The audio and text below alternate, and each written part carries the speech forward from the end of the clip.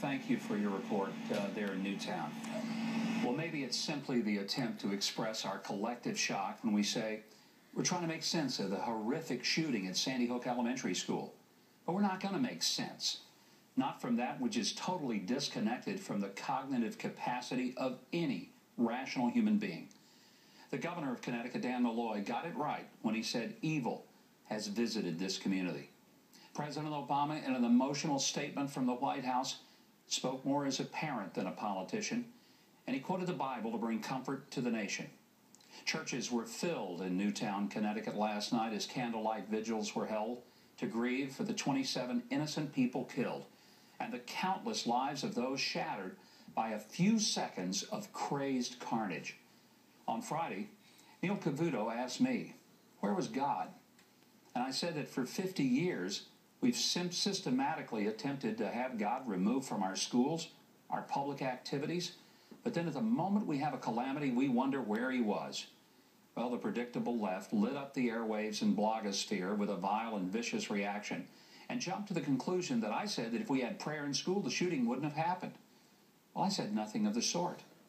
It's far more than just taking prayer or Bible reading out of the schools. It's the fact that people sue a city so we aren't confronted with a manger scene or a Christmas carol. That lawsuits are filed to remove a cross that's a memorial to fallen soldiers. Churches and Christian-owned businesses are told to surrender their values under the edict of government orders to provide tax-funded abortion pills. We carefully and intentionally stop saying things are sinful, and we call them disorders. Sometimes we even say they're normal. And to get to where that we have to abandon bedrock moral truths, then we're asked, well, where was God? And I respond that as I see it, we've escorted him right out of our culture and we've marched him off the public square, and then we express our surprise that a culture without him actually reflects what it's become. As soon as the tragedy unfolded, I think God did show up. He showed up in the lives of teachers who put their lives between a gunman and their students. He showed up in policemen who rushed into the school not knowing if they would be met with a barrage of bullets. He showed up in the form of hugs and tears for children, parents, and teachers who had lived through the slaughter. He showed up at the overflow church services where people lit candles and prayed. And he showed up at the White House, where the president invoked his name and quoted from his book. And in a few days or weeks, we'll probably ask God to excuse himself from view, and we will announce in our arrogant pride that we're now enlightened and educated, and we've evolved beyond needing him.